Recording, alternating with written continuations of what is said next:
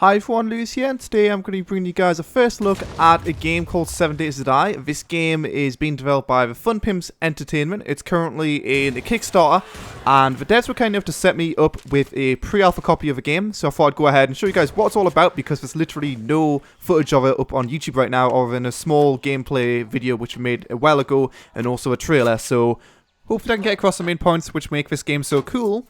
And of course you do have to remember this is pre-alpha, so things can change in the future, and we do have a lot of features which we've got on the Kickstarter page, which I will talk a bit about at the end of the video. But of course, first off, I should probably talk about what's in the game right now. So this was actually my first ever life in 7 Days to Die. I did know roughly what I was going to get into. I did know that one of the big features of 7 Days to Die is the zombies are very weak at day. You can just walk around them, they can't run, and you know, they're not too much of a threat at day. But then at night time, the zombies are a massive threat. They'll run at you, they'll destroy anything in the path and try to murder you, hence the name 7 Days to Die. And on top of that, there is of course a lot of features in the game which allow you to defend yourself from the zombies. So you can see in the footage right now, I'm shooting zombies with a shotgun, and obviously looting all the area around this gas station, and that is basically how you scavenge in the game. You just find stuff lying about. You'll find it in like bags, in cupboards, you'll find some stuff in the desert, which I'm actually in right now. You'll find wood on the floor, which you're able to craft into sticks. You can just place down the wood normally and make it like a wall. Whatever you want to do, you can do all that kind of stuff. If I was to say what the game was a mix of, I'd say it's a mix between Daisy, Minecraft, and Rust, kind of. Obviously, it's got the infantry system, kind of like Minecraft, and you're able to craft using that, although it is a bit more obvious as to what exactly you do need to craft. And once you have learned how to craft it, you'll see it's green, and then you're instantly able to craft those things again. But when you first want to work out how to, for example, you can see right here, I'm crafting ladders, you do have to work out yourself. But like I said, most of the time it is pretty obvious. But you can craft not only a lot of items which you can place down in the world, but you know, some food, some drink in some cases. You can plant some crops. You can craft weapons. There's a lot of different things you can craft. And obviously, since this is my first time playing, I've got no idea what the hell I'm doing. One thing which you should keep in mind is I didn't actually know at the time of playing, you're all able to go in third person by pressing F5, and you're also able to aim down your sights. I'm not actually sure how to do that still, but you can definitely aim down your sights, so that is definitely something important to keep in mind. But you can see right now, I was just trying to defend myself in this gas station, since I did see it was slowly becoming nighttime. But there's a lot of things you can see in the crafting menu, which I have learned how to craft, but a lot of things which are still white, which of course I still don't know the recipe of exactly how to craft them. The reason I say it's like Daisy, I'm sure you guys probably know that already, but you know, it's got zombies in it, and the zombies are out to kill you. A big issue Daisy always had was zombies weren't actually too much of a threat, but definitely at nighttime zombies can easily kill you if you aren't in a good position. And the reason I'd say it's like Rust is just because of the crafting. Well, not really just for crafting system, but more that it's a combination of PvP and survival with the crafting system, which is something, you know, Rust does. It's got the crafting system, which works very well, and it's also got the survival. Not only, of course, can you place things down in the world, but you can also destroy pretty much every block on the map. So, say, for example, you want to dig on the floor, you can do that. If you want to go ahead and destroy a pillar, and this game's actually got a gravity system, which is really cool, and you can go ahead and break down the house a bit, and eventually it'll just fall down and crumble, because, of course, it can't support itself depending on the materials on top, you know. Materials do make a difference in the world, so things such as flying fortresses, that's not something you can do in this game, which I think is really cool. So you will have to really pick out the materials you want to build your structures with. And if you do want to make something a bit higher or a bit stronger, or using less pillar support, I mean, zombies can destroy, you know, pillars and buildings and all that kind of stuff at nighttime. They literally will rip through everything to kill you. So if you want to do that, then you're gonna have to craft it out with stronger materials. So, you know, basic materials you find in the desert, on the floor, or by destroying trees. You can get old wood, you can get normal wood, all different types of materials which have all got different properties. So, you know, if you're gonna build a house from scratch, you should probably keep that in mind, although it is definitely something you can do in this game. You can see it does have various different biomes. I was just in the desert biome. I was mainly in the little gas station there, but there is a few buildings in the desert. And I moved over to this place in seek of shelter. I didn't actually realize at the time. Well, I did realize, but for some reason I didn't really take it in too much. But you know, it was becoming nighttime when I was walking over, and I had no shelter. I seen this massive factory area. You can see the zombies were tearing down the walls trying to kill me. Most of the zombies were actually locked inside the factory itself. And looking back, it was probably a terrible idea to go to this factory. But if you want to go in there and day, clear out all the zombies, make it safe, then it's something you definitely could do, and make that your own base. Obviously, in the future, the devs have plans for fully fledged multiplayer mode, you know, PvP, that kind of stuff. But right now, you can still hop into a game with friends. You just join the IP and boom, you're in their world. But I'm sure the game will be a lot of fun in multiplayer. You know, it's a sandbox game. It's kind of what it's designed to do. Just working out the game together with a friend. I mean, because there's no wiki or anything right now, although it is a bit easier than Minecraft, like I said, to work out what you need to build stuff, it is quite interesting just getting all the things you find in a wasteland, settling somewhere, and seeing what you can build from that, because it will only show up for the things which you can't build. You can see right here, again, stressing that zombies a day suck. I can just go ahead and pick up some chairs, no problem, pick up all that driftwood, and continue along. But obviously at night time, those zombies will be a much bigger threat. Again, showing off another biome. This is like a burnt down biome kind of thing. It's got a few more houses inside it. You know, if you wanted to, you could live inside these houses. Depends on whatever the hell you want to do. But in my case, it was a bit zombie infested. I had no weapon. It didn't seem like a good idea at all at the time. One thing I haven't mentioned yet is actually the survival aspects of a game. You know, drinking, eating, and all that kind of stuff. You can see that's indicated in the bottom left very clearly visually, unlike DayZ, where it's kind of a bit harder to see, I guess you could say. But you can see the sprint meter is in the top left, so of course you can't sprint forever. You have to keep that in mind when running around at nighttime or something like that if you want to risk it. In the top right, you've got the food meter, which you can get back up by eating food. You can, like I said, craft food if you want from various different things. I'm not 100% sure on that, but I believe you can craft food. You probably can. You can also hunt animals if you want to get some food, some rabbits, some deer, as I've seen, in fact, even at nighttime, or probably at daytime as well, but I've seen zombies following the animals, which I thought was a nice little touch, and considering it's in pre-alpha, I didn't expect for zombies to care about anything but me, but it was cool to see them chasing the deers, which you'll should see at the end of the video. But again, looking at the bottom left, you've got in the bottom right of the bottom left the drink meter, which you can go ahead and restore by drinking water, various different things, and also you can actually go ahead and get empty bottles, which you find a lot of, and go into the river and refill those, which I will show later in the video. And then of course in the bottom left you've got the health bar, which you can restore using painkillers, various different foods. I believe foods do restore your health, just not too much, and I haven't really had too many experiences of being like low HP and having to restore my health, but I'm sure after playing it for a bit longer, that would definitely be something which I'd have to keep in mind, since I did only play the game for about 2 hours or so. You can see I found a lovely little biome. Actually, it's got some trees in it. It looked really quiet when I first looked into it, you know, but then all of a sudden I heard zombies hitting stuff, and I knew it wasn't a good place to go at all.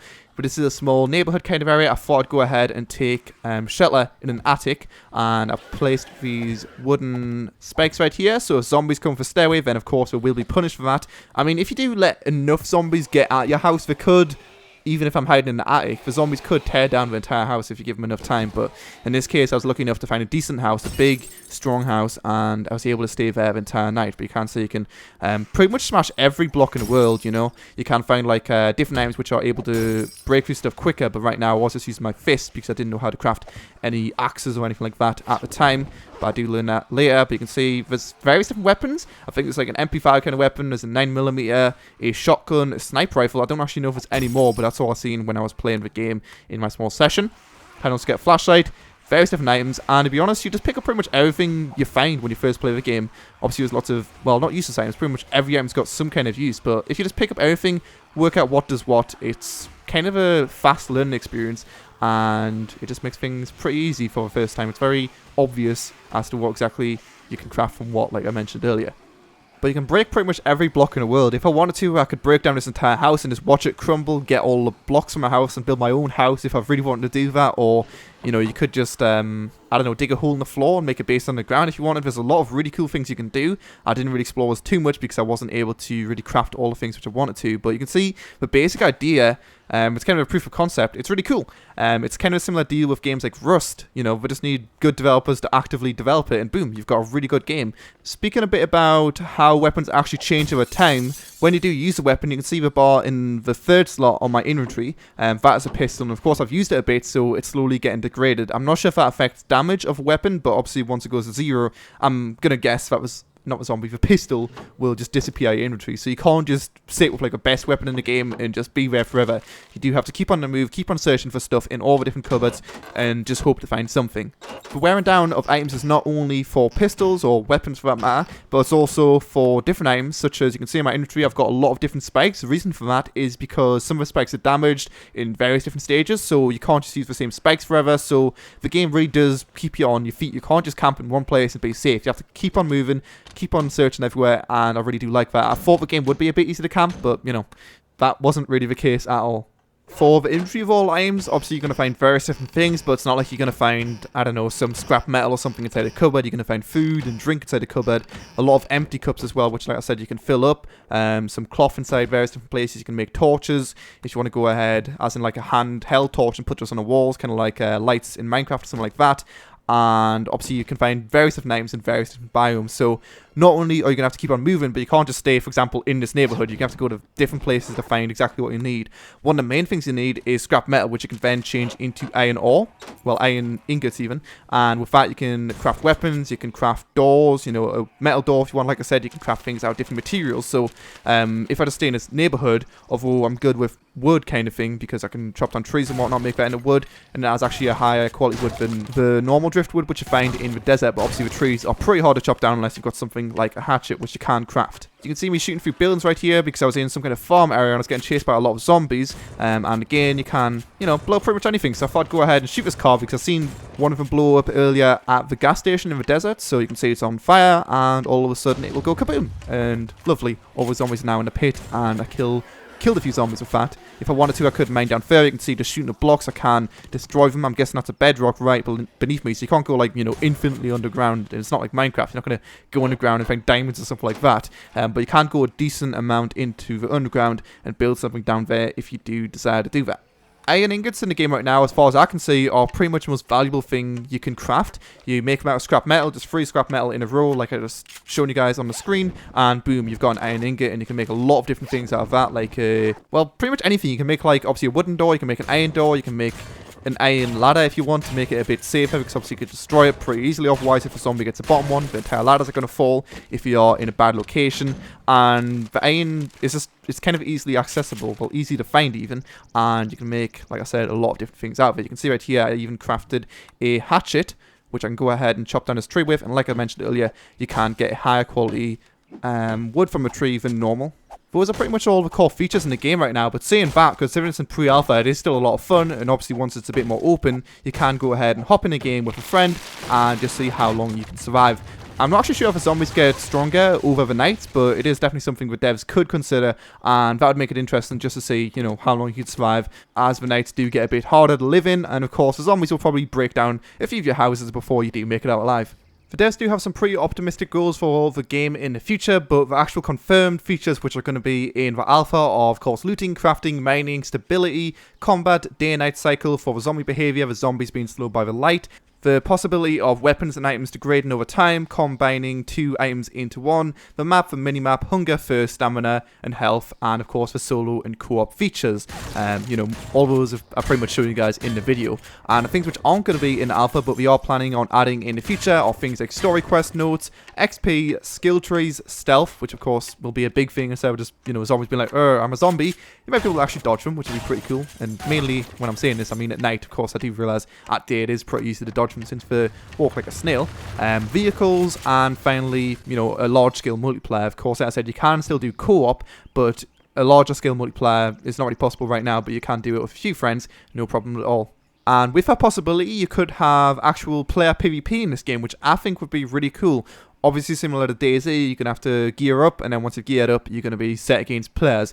And with the zombies being so strong at nighttime, being able to, like, I don't know, raid someone underground or something like that, it's really cool. And that's one of my favourite things really about Rust, just having a PvP, but also having a base building. And that's something this game does both of. It has a PvP and a base building, but very different to, obviously, Rust, because you can't terraform or anything like that. But since you can go underground in this game, that seems just really cool, and I'm excited to see how multiplayer does end up for the game. Anyway, that's pretty much it for the first look at the game. I think I covered pretty much every feature I wanted to, and obviously I talked a bit about its future as well, so hopefully you guys get a decent idea as to where it's headed in terms of what wants to end up being, and of course how it is right now in alpha. And of course a lot of the backers for the Kickstarter will actually get alpha or beta access very soon, so, you know, if you've gone ahead and backed the project already, or if you're just considering backing it, then of course you would get the alpha access eventually for the game as well. Then this is the kind of thing which you can expect. It is a lot of fun, and like I said, once it is open and you can join with friends, it should just be a really fun sandbox to go ahead and play around with and see what you can do. But anyway, thanks a lot for watching. If you guys would be interested in more videos of 7 Days to Die, I could do a bit more footage of the pre-alpha, so if you're interested, then just tell me in the comment section below